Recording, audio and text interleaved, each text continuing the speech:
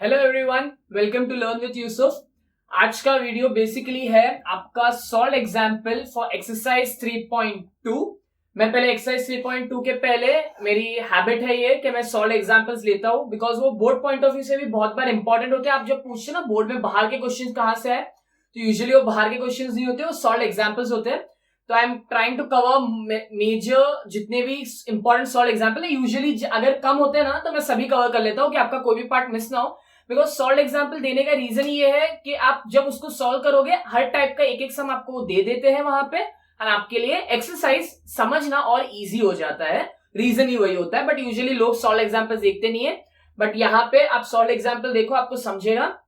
और एक और चीज, आई गेस ये वाला वीडियो मैं पार्ट 1 और पार्ट 2 में कर दूंगा, बिकॉज मैं ये फर्स्ट वाला पार्ट बेसिक सिंपल रखूंगा, फिर हम सेकंड, मतलब है ये बेसिकली 3.2। आप ऐसा समझो 3.2 स्टार्ट हो चुका है, बट उसके सॉल्व एग्जाम्पल स्टार्ट हो चुके हैं।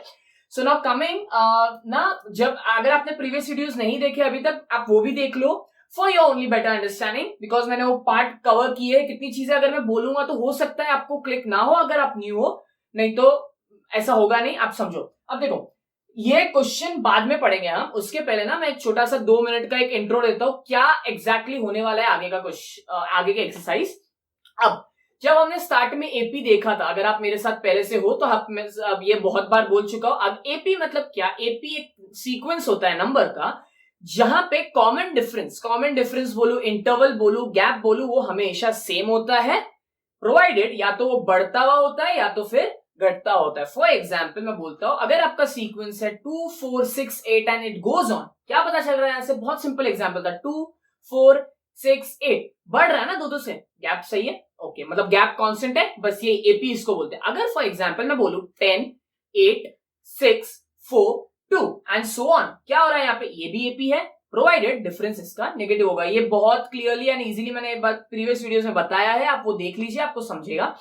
नाउ मैंने एक चीज और बोला था बार बार कि आपका जो ना ये सीक्वेंस जब भी होता है एपी में, अगर आपको किसी ने बोल दिया कि ये सीक्वेंस है एपी, एपी बोला मतलब क्या? ये सीक्वेंस एपी में है, अरिथमेटिक प्रोग्रेशन में है। सो एक चीज उससे क्या पता चलती है, आपको कॉमन डिफरेंस मिल जाएगा। कॉमन डिफरेंस कैसे ढूंढते थे हम? कोई भी दो टर्म को आप कंसेक्यूटिव टर्म्स को लो और आप आगे के टर्म्स को पीछे के टर्म से माइनस कर लो। फॉर एग्जाम्पल अगर मैं ये वाला फॉर एग्जाम्पल लेते हैं, ये बोला गया है कि ये मैं सम स्टार्ट नहीं कर रहा हूं, मैं दूसरा बात बता रहा हूं। मोटिव क्या है ये? अगर मैं बोलता ये एपी में है तो इसका डी क्या होता? डी होता T2 माइनस T1। आपको ये सबको मालूम है, 8 माइनस 3 इज नथिंग बट 5, मैंने डायरेक्टली लिखा डी। और अगर मैं बोलूं इसका फर्स्ट टर्म बताओ, तो आपके पास मालूम है इसका फर्स्ट टर्म जिसको मैं ए भी बोल सकता हूं या फिर T1 भी बोल सकता हूं, वो क्या है? 3। समझा इतना? अब मैंने आपको बोला था ये फर्स्ट टर्म को T1 बोलूंगा, सेकेंड टर्म को T2 T3 T4 and so on. But ये सीक्वेंस खत्म हो रहा है क्या? हमें बोला गया है क्या ये सीक्वेंस कहां पे खत्म हो रहा है? नहीं, राइट? हमें बोला गया है क्या ये सीक्वेंस कहां पे खत्म हो रहा है? नहीं। तो अगर मैंने आपसे पूछ लिया फॉर एग्जाम्पल मैंने अगर आपसे पूछ लिया कि tell me the T fourth term मतलब फोर्थ टर्म बोलो या टी फोर्थ, कुछ भी बोलो, फोर्थ टर्म मतलब क्या? आप यहां से देख के बता सकते हो ना, सर ये पहला, दूसरा, तीसरा, ये चौथा, मतलब फोर्थ टर्म ये है। मतलब अगर मेरे को T4 बोला तो T4 क्या है आपका?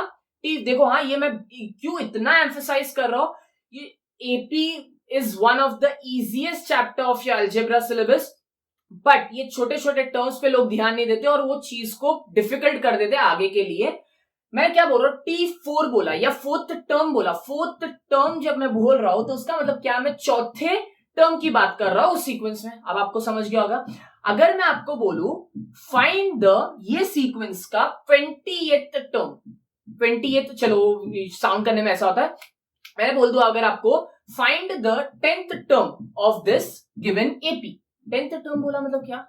सिंपल, T10 ढूंढने बोला ना, डिनोट में उसको कैसे कर सकता हूं? T10, बस ये मैं 10 बोल दिया मैंने, मतलब मैंने आपको क्या बोला? आप मेरे को 10th टर्म ढूंढ के बताओ। बोला सर मैं कैसे ढूंढूं? अब आप बोलोगे सर ये 3 है, 8 है, 13 है, 18 है, सो मैं क्या इसमें कॉमन डिफरेंस को ऐड करते जाऊं क्या? नहीं, वो सब नहीं करना है। हमने सीक्वेंस ढूंढने के लिए हम क्या करते थे? नेक्स्ट टर्म में डी को ऐड कर देते थे, बट यहां पे वैसा नहीं करना है। यहां पे आपका काम इजी करने, अगर आपको किसी ने बोल दिया T500 ढूंढो, मतलब 500th टर्म ढूंढो, तो आप क्या ऐड करते जाओगे 500 तक? मतलब 500 टर्म तक पहुंचते पहुंचते ऐड करते जाओगे? नहीं ना। तो उसी के लिए एक फॉर्मूला दिया गया है, इसलिए मैं ये जो इतना लंबा चौड़ा ये सब जो बोल के आया ना, मैं फॉर्मूला पे आना चाहता था। अब बोलो सर डायरेक्ट क्यों नहीं आया? रीजन ये बाद में पता चलेगा, ये छोटी छोटी चीजें। अब क्या बोला मैंने, मुझे ढूंढना है T10, तो मैं ढूंढते नहीं बैठूंगा ना कि 18 के बाद क्या ऐड करूंगा, ऐड करते करते मैं डायरेक्टली एक फॉर्मूला यूज करूंगा, और वो फॉर्मूला है, आई होप ये बहुत लोगों ने ये देख लिया होगा, ये फॉर्मूला क्या है, Tn is equal to a plus n minus 1d। Okay, ये सर आप नया कुछ लाए, क्या है इसका मतलब, Tn is equal to a plus n minus d, where Tn is the nth term. Okay, ये कुछ नया। nth टर्म जब मैं बोल रहा हूं, सुनो समझेगा, डोंट वरी, nth टर्म जब मैं बोल रहा हूं मतलब कोई ऐसा टर्म जो nth पोजीशन पे है। चलो अभी भी अगर मैं बताऊंगा, डोंट वरी। चलो ये अगर आपको नहीं भी समझा अभी तो मैं बताता हूं। ये क्या है आपके पास, ये आपको हमेशा सीक्वेंस में दिया होता है। कैसे दिया होता है, अगर आपको मैंने बोल दिया ये एपी है, ये एक सीक्वेंस है, ये आप निकाल सकते हो। अगर मैं यहां से ही बोल दूं कि ये एपी में से ए बताओ, तो ए क्या है आपका 3 है। चलो ये बात भी पता चल गई, मतलब मुझे ए मिल गया। मैं अगर बोलूं इस एपी में है, ये एपी में है, आप मेरे को इसका कॉमन डिफरेंस बताओ। कॉमन डिफरेंस कैसे निकालते हो आप, कोई भी, बिकॉज ये एपी में है तो सीधी बात है सब कॉमन डिफरेंस ही होगा ना, डिफरेंस सेम होगा, तो आप कोई भी टर्म्स को कंसेक्यूटिव उठाओगे वहां का कॉमन डिफरेंस, तो आपको डी भी मिल जाएगा। अब रही बात सर एन का क्या करना है, एन ये जो एन है ना, ये एन रिप्रेजेंट करता है उसका पोजिशन। ओके, अगर मैंने आपको बोल दिया ये एक सीक्वेंस है जहां पे सिर्फ 4 टर्म्स दिए हुए और आगे डॉट डॉट डॉट दिया हुआ है, आगे की कहानी आपको बताना है। कैसे बताओगे आगे की कहानी, अगर मैंने बोल दिया आपको कि 25th टर्म ढूंढो, 25th term, okay 25th term मतलब 25th पोजीशन पे जो टर्म है वो निकालो। मैं 25 ढूंढने नहीं बोल रहा हूं, मैं बोल रहा हूं 25th पोजीशन पे, ये इसका पोजीशन नंबर 1, पोजीशन नंबर 2 मतलब T1 T2 T3, मतलब 25th पे क्या होगा। अब आप नहीं है ना पॉसिबल आपके लिए लॉजिकली, तो बस वहां पे आप ये फॉर्मूला यूज करोगे। तो अगर मैं आपको बोल दूं कि आपको 25th टर्म ढूंढना है, तो आपके पास सिंपली एन क्या हो जाएगा, तो ये एन क्या रिप्रेजेंट कर रहा है आपके पास, एन रिप्रेजेंट कर रहा है उसका पोजीशन, उस टर्म का पोजीशन जहां पे वो है। ए क्या है आपके पास, ये चलो ये बाद में ये सम ही सॉल्व करेंगे ना तो आपको समझेगा। एन ए क्या है आपके पास, ए है आपके पास 3, आपके पास एन आपको मिल गया। ओके, एन आपको मिल गया, क्या मिल गया, एन 25 मिल गया। आप सब्स्टिट्यूट करोगे डी भी आपको मिल जाएगा, आप सब्स्टिट्यूट करोगे आपको आंसर मिल जाएगा। ये मैंने एक एग्जाम्पल लिया जिससे आपको समझा। एक चीज और है, ये यहां तक ध्यान दिया मैंने, अपने बात क्या बोला मैंने, 25th फॉर एग्जाम्पल ही बोल रहा हूं, 25th टर्म ढूंढो तो आपको वहां पे वैल्यू सब्स्टिट्यूट करनी है एन की जगह। एन क्या रिप्रेजेंट करता है, again I am repeating, it represents the position of the term, particular term.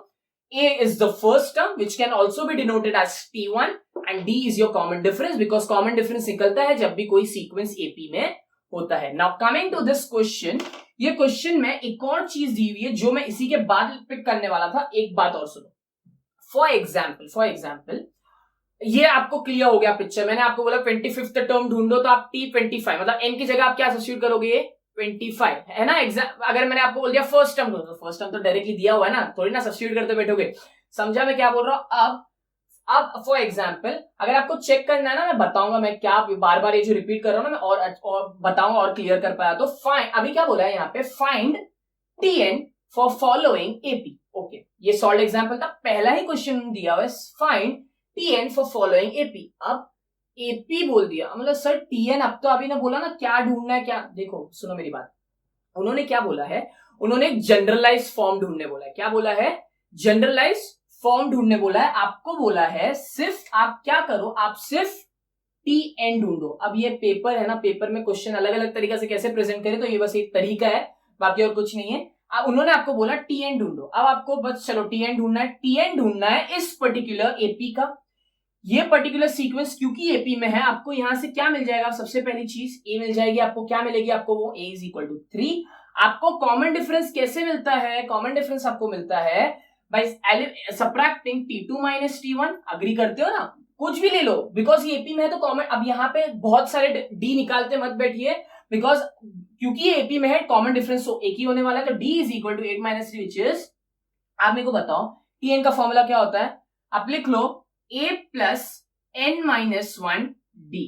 आपको a प्रोवाइडेड है, आपको d मिल गया है, आपको सिंपली क्या बोला है ढूंढने, Tn ढूंढने बोला ना, बस Tn ढूंढने बोला ना। वैल्यू सब्स्टिट्यूट करो, किसकी वैल्यू सब्स्टिट्यूट करोगे, a और d की। बोले सर n का क्या, तो कोई बात नहीं, एन को वहीं पे रहने दो, कोई बात नहीं। आपको सिर्फ उन्होंने क्या बोला है, टीएन ढूंढने बोला है ना। और ये जो मैं टीएन बोल रहा हूं यहाँ पे इसका मतलब अलग है। मैं आगे के जो सम्स कवर करूंगा ना वहां पे टीएन बहुत इंपॉर्टेंट है। मैंने स्टार्ट में बोला था एल्जेब्रिक, ये सॉरी एल्जेब्रा में ये जो चैप्टर है arithmetic progression, it's one of the easiest chapter. The only two things which confuse most of the students is, तो अब कंफ्यूज हो जाते किस बात में कि जैसे मैंने एक बताया ना 25th टर्म या टी टर्म, ये अभी बस सुन के लो, मैं बताऊंगा ये क्या है आगे, अभी मैं बोलूंगा तो आपको कुछ समझ में नहीं आएगा, बस इतना याद रखो ये दो चीज में कंफ्यूज हो जाता है। अगर आगे के सम्स देखे होंगे ना तो nth टर्म किसे बोलते हैं, nth टर्म किसे बोलते हैं, और पर्टिकुलर उस पोजीशन का टर्म किसे बोलते हैं, वहां पे कंफ्यूज आते हैं। तो अब यहां फिलहाल क्या बोला है, टीएन ढूंढने बोला है ना। क्या है TN, TN is equal to a क्या दिया आपके पास 3 प्लस एन आपको दिया हुआ है, नो वरीज एन ऐसे ही रहने दो ना, n-1। डी आपको कितना दिया हुआ है 5 दिया हुआ है। अब आप क्या करोगे, फाइनल आगे सॉल्विंग कैसे करोगे, 3 प्लस 5 को दोनों के साथ मल्टीप्लाई कर सकते हो आप, करो 5n, अग्री करते हो, 5 into n is 5n minus 5। Okay, simple simple, बहुत सिंपल रखा है। ओके, क्या करोगे, 5n पहले लिख लो आप, 3 माइनस 5 कितना होता है -2।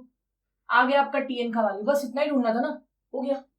आपको टीएन ढूंढना था, आपने टीएन की वैल्यू निकाल दी, किसके टर्म्स में, 5n - 2। समझा, बस इतना ही था टीएन, आपको ये क्वेश्चन में इतना ही था। आगे टीएन के और क्या यूजेस होते हैं और कितना इंपैक्टफुल है वो ये चैप्टर में आपको मैं नेक्स्ट समय बताऊंगा। अभी नेक्स्ट और क्वेश्चन क्या दिया हुआ है, then find the 30th term of AP.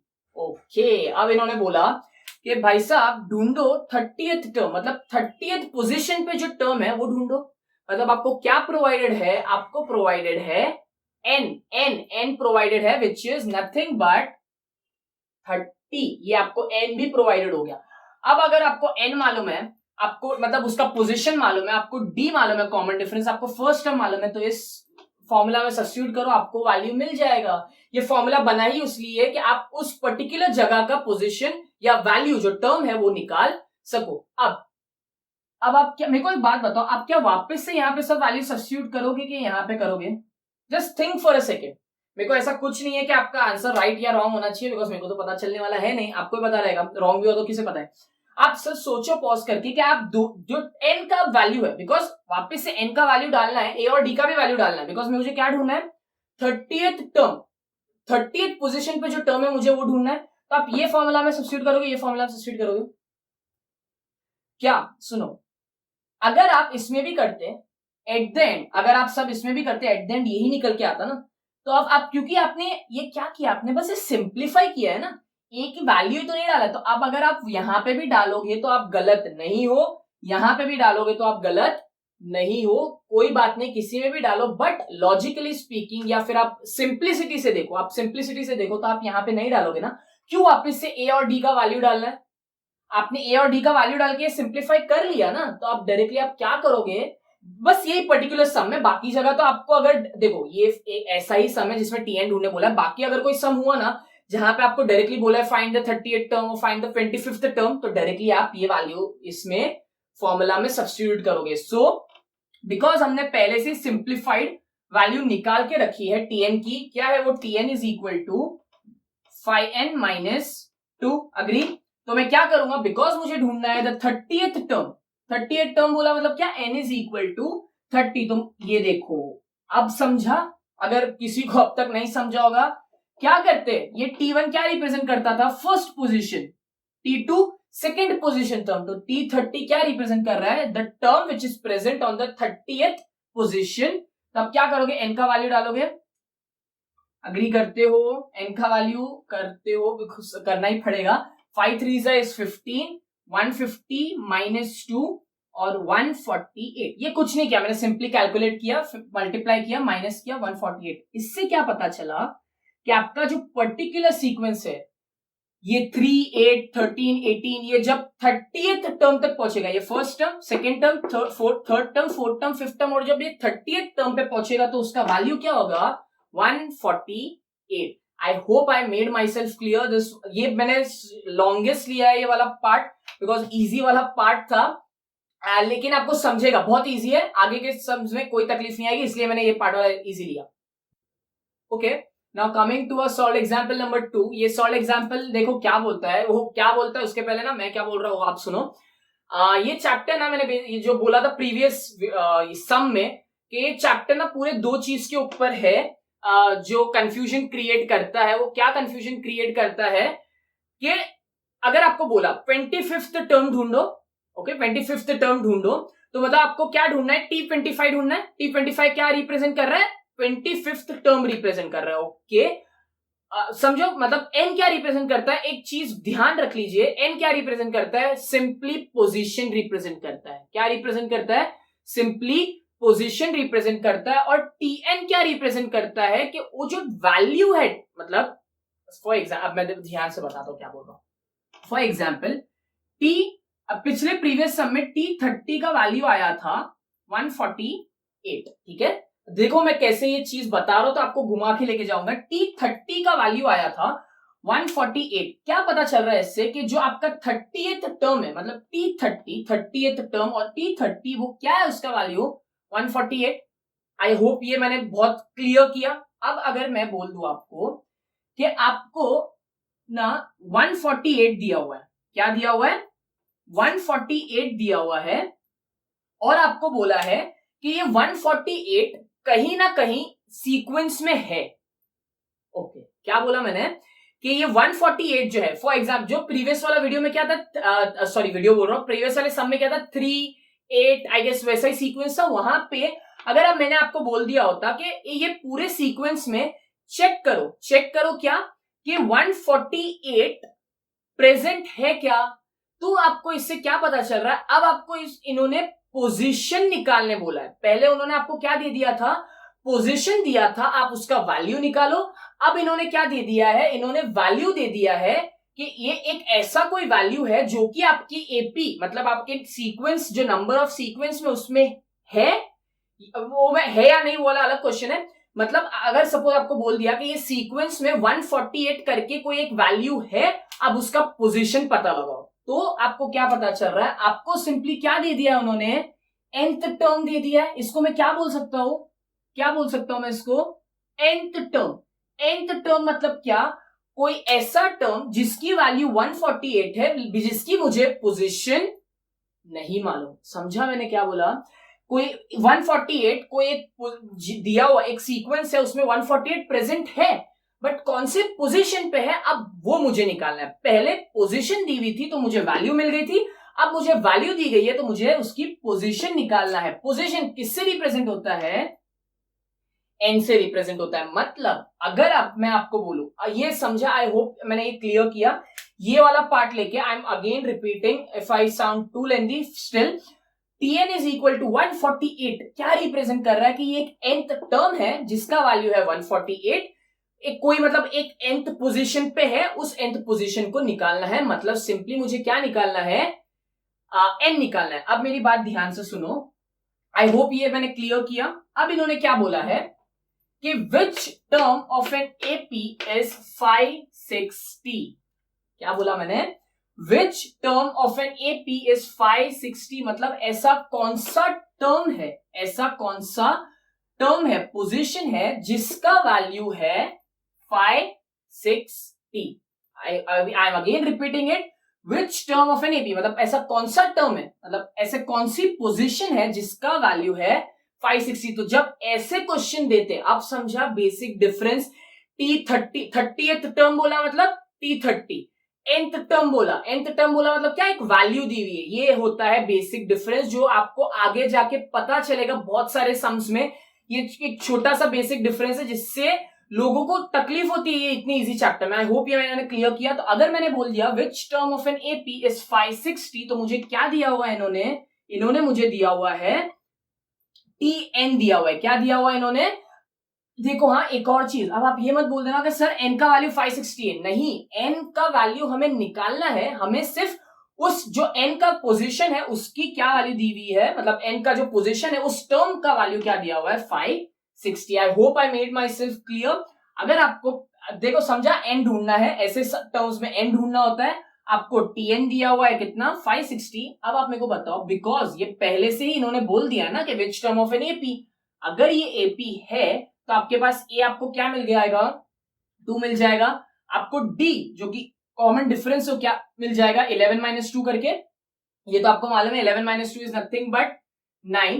अब मेरे को बताओ tn का फॉर्मूला क्या होता है। अगर आपको tn का फॉर्मूला होता है a plus n minus 1 d, आपको a मालूम है, आपको d मालूम है, आपको n मालूम है, नहीं मालूम है, बस घबराओ मत, n नहीं मालूम है, n ही तो ढूंढना है, लेकिन आपको tn जो पूरा टर्म का वैल्यू है वो आपको मालूम है, क्या है वो 560। आई होप मैंने ये बात क्लियर किया।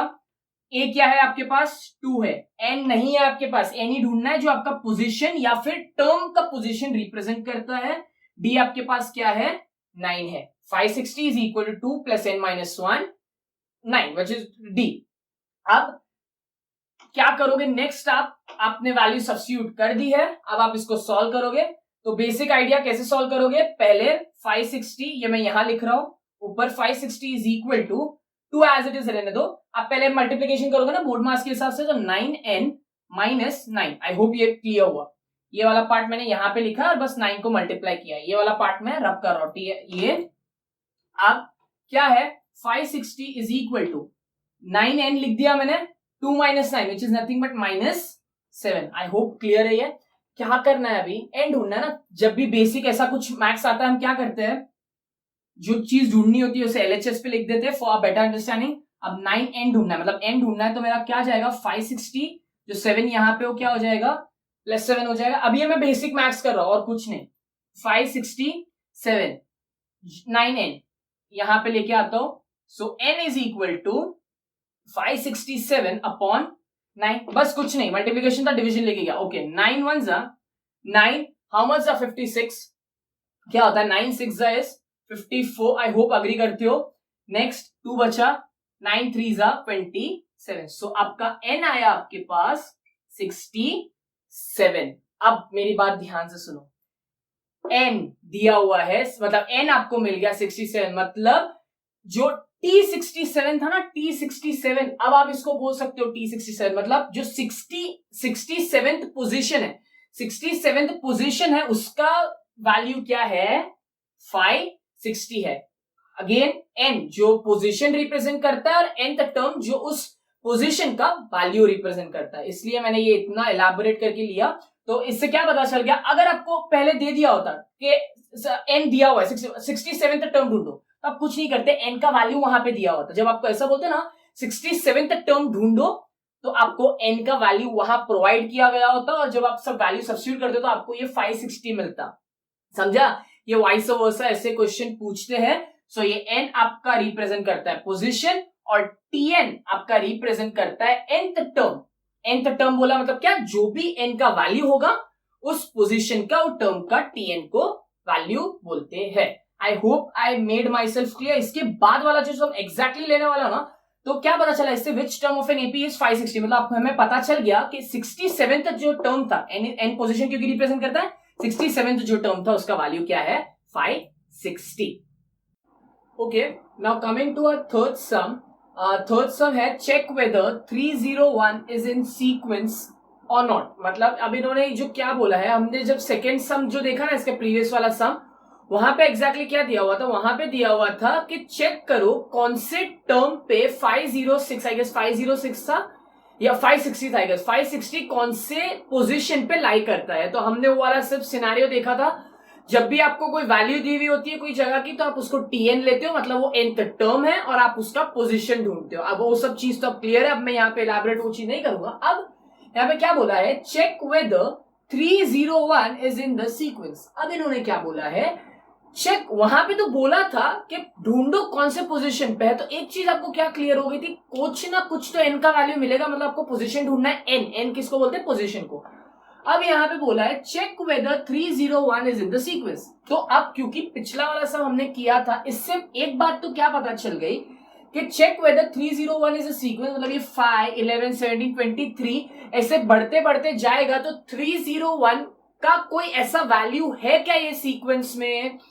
तो उससे क्या पता चलता है, हमें क्या दिया हुआ है, tn is equal to 301। I hope I made myself clear. ये वाला आपको पार्ट मालूम है, जब भी आपको कोई एक वैल्यू दी हुई होती है nth टर्म की। nth टर्म क्यों बोल रहा हूं? बिकॉज उस चीज का पोजीशन मुझे नहीं मालूम है, तो tn इज इक्वल टू 301। अब मतलब सिंपल सा बात है, आपको क्या ढूंढना है? n ढूंढना है। एक चीज और, अब n अगर ढूंढना है तो कैसे पता लगेगा कि ये सीक्वेंस में है या नहीं है? एक बात बता दूं, अगर n का वैल्यू n का वैल्यू क्योंकि पोजीशन डिफाइन करता है, अगर n का वैल्यू पॉजिटिव होल नंबर्स आ रहा है, मैं ना एकदम सिंपल भाषा में बोलता हूं, मैं इंटीजर्स की भाषा नहीं बोलता, एकदम सिंपल भाषा में, क्या अगर n का वैल्यू पॉजिटिव होल नंबर्स मतलब 1 आया, 2, 3, 44, 45, 56, 67 ऐसे वैल्यूज आए जो कि पॉजिटिव भी होने चाहिए और होल नंबर्स का मतलब क्या? जीरो नहीं, जीरो या नेगेटिव वैल्यूज नहीं आनी चाहिए, नेगेटिव और जीरो वैल्यूज नहीं, पॉजिटिव और होल नंबर्स। मतलब पॉजिटिव होल नंबर्स का मेरा मतलब ये नहीं है कि जीरो से स्टार्ट होना चाहिए, मतलब एन का वैल्यू आपका क्या होना चाहिए? पॉजिटिव नंबर्स होना चाहिए, इन शॉर्ट नेगेटिव नंबर्स नहीं होने चाहिए। तो अब तो आपको एक बात पता चल गई, मतलब अगर आपका एक और चीज एन जो है, एन आपका पॉइंट में भी नहीं आना चाहिए। सपोज 1.5 आपका आंसर आ गया, आप मेरे को बताओ इसका पोजीशन फर्स्ट पोजीशन है, इसका पोजीशन सेकंड, इसका पोजीशन थर्ड, इसका पोजीशन फोर्थ, तो 301 पता लगाना है कि कौन से पोजीशन पे है, तो एन का वैल्यू क्या होना चाहिए? होल नंबर्स में मतलब पॉइंट में। अब ऐसा नहीं बोल सकता ना कि एन कुछ 7.5 पोजीशन पे, 7.5 मतलब 7 और 8 के बीच में ऐसा कुछ है, हमने ऐसा कुछ सीक्वेंस नहीं पढ़ा है, राइट? तो आपको एक चीज समझ गई कि ऐसा होना चाहिए क्या, कि एन का वैल्यू होना चाहिए पॉजिटिव और होल नंबर बोला मतलब क्या? पॉइंट में आंसर नहीं होना चाहिए। सो पहली बात, एक और चीज, अब क्योंकि ये क्वेश्चन में दिया हुआ है कि check whether 30 is in the sequence, इन्होंने एपी सामने से नहीं बोला है। एक चीज तो पहली बात हमें ये प्रूफ भी करना है कि ये एपी है या नहीं। तो एक चीज तो आपको मिल गई गिवन में टीएन, ये आपको कॉन्सेप्ट अच्छे से मालूम है कि जब भी कुछ वैल्यू आपको दी हुई होती है कुछ nth टर्म की जिसका पोजीशन हमें नहीं मालूम, तो क्या होता है? टीएन को बोलते हैं nth टर्म। पूरा टीएन का वैल्यू 301 है, जो कि एन हमें नहीं मालूम, वही चीज हमें ढूंढनी है, तभी पता चलेगा ना कि ये इसके सीक्वेंस में है या नहीं। तो अब पहले तो हम पता लगाएंगे कि ये एपी है या नहीं, तो ए इज इक्वल टू 5 मिला, डी आपको क्या मिल जाएगा? अब आपको ना चेक करने के लिए हम एपी कैसे प्रूफ करते थे? हर दो टर्म्स के बीच का डिफरेंस निकालते थे, अगर उसका डिफरेंस कॉमन आया मतलब सेम आया, मतलब वो एपी में है। अब d is equal to T2 minus T1, पहला T2 क्यों, ये मैंने प्रीवियस वीडियो में बहुत अच्छे से कवर किया। अगर आप यहाँ पे न्यू हो तो आप मेरे पहले के जितने भी एक्सरसाइज, मतलब ये स्टार्ट करने से पहले ये वाला एक्सरसाइज सॉल्व एग्जाम्पल का जितना भी क्या आप देख लीजिए चैप्टर का, आपको समझ जाएगा। T2 minus T1 is 11 minus 5, कितना आएगा आपको यहाँ पे answer? Which is nothing but 6, मतलब डी का पहला वैल्यू आया 6। अब देखते हैं d is equal to T3 minus T2 which is nothing but 17 minus 11 कितना होता है? 6, मतलब एक और d का वैल्यू आया। इसका मतलब ये तो नहीं है ना अभी भी एपी है, हमें सब नंबर्स चेक करने होते हैं एपी के लिए।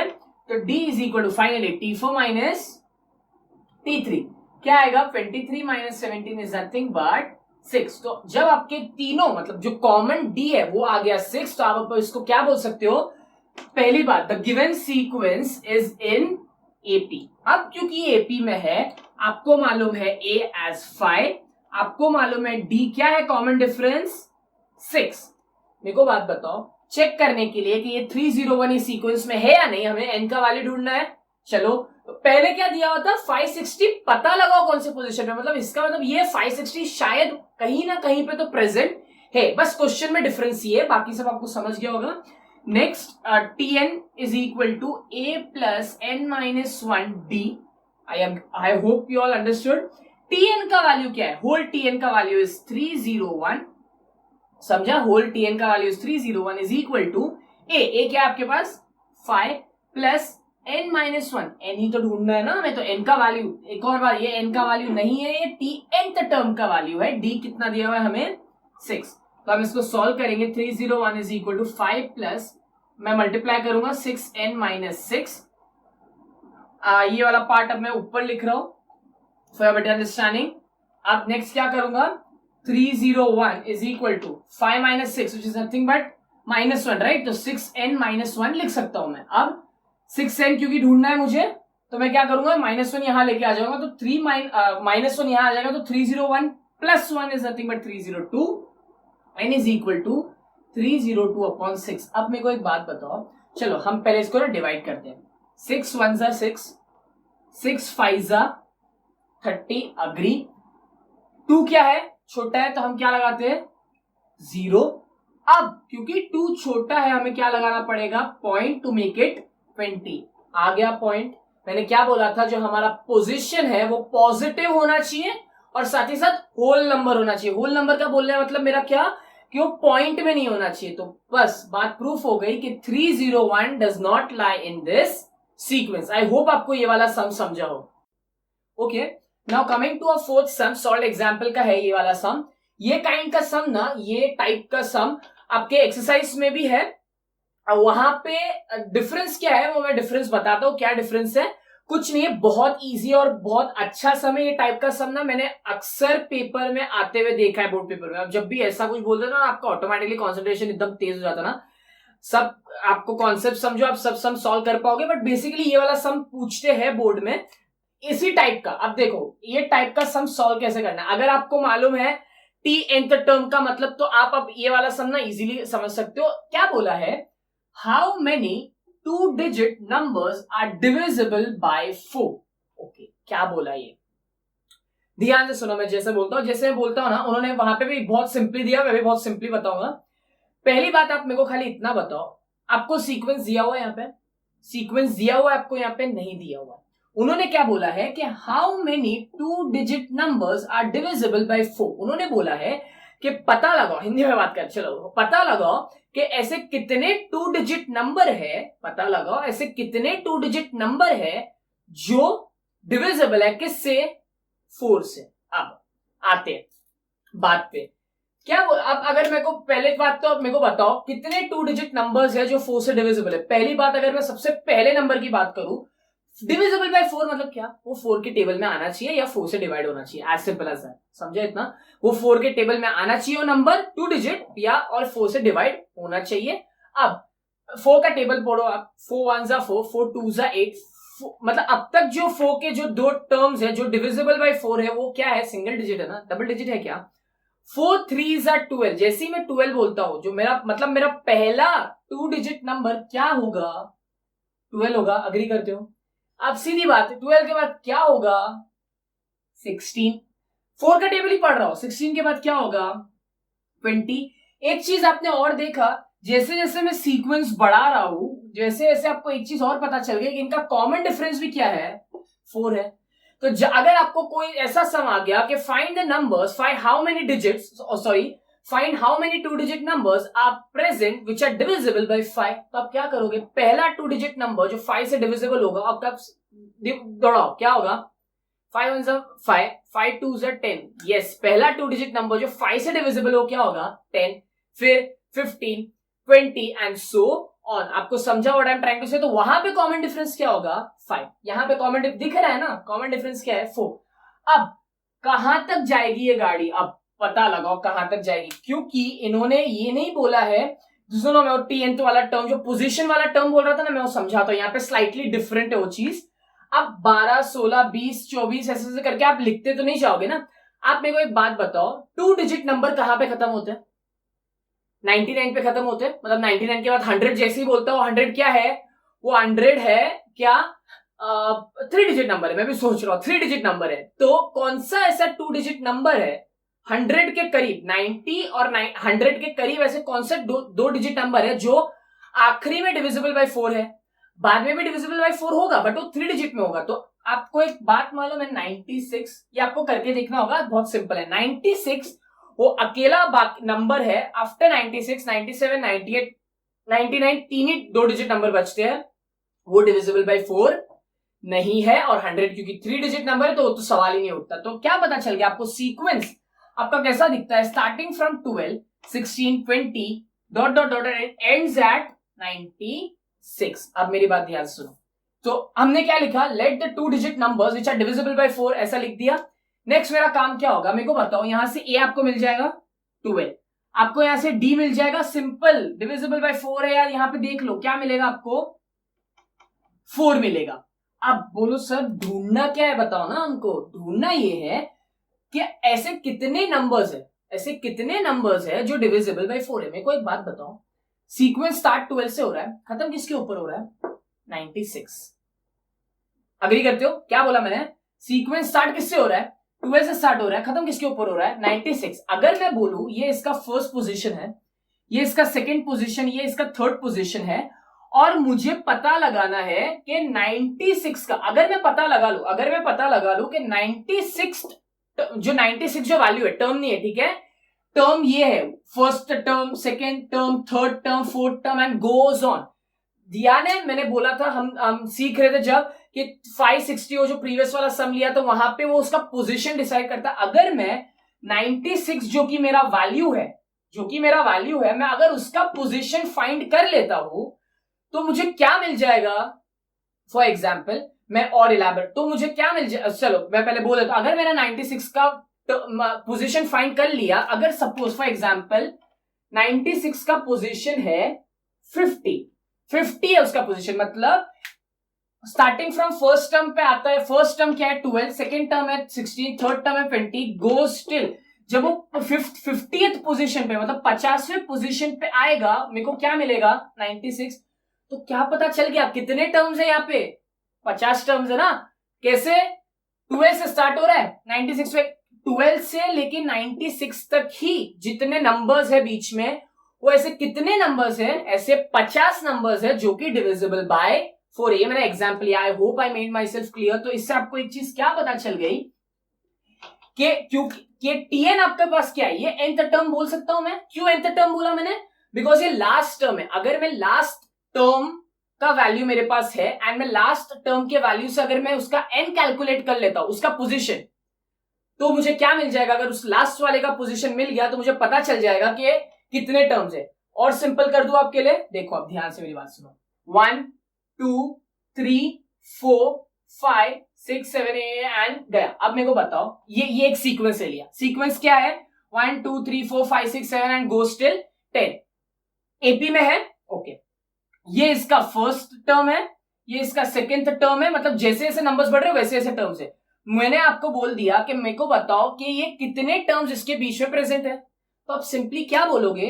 10th पोजीशन पे कौन है? 10 वैल्यू है। तो 10, ये जो 10 वैल्यू है ना, ये मैंने पोजीशंस नहीं लिखे, ये मैंने वैल्यूज लिखे। ये जो 10 वैल्यू है उसका पोजीशन क्या है? 10 है। तो क्या पता चला आपको? n कितना है? 10 है। अगर मैं इसका 10th का पोजीशन जो कि 10th का पोजीशन, सॉरी 10th वैल्यू का पोजीशन जो कि 10th अगर मैं फाइंड कर लूं तो मुझे क्या मिल जाएगा? Total number terms present. अब इससे ये मैंने बहुत सिंपल कर दिया।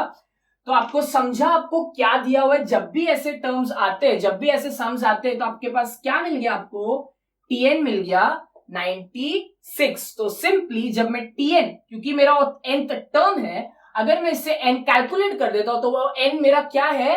Number, the 2 digit numbers which are divisible by 4। I hope I made myself clear.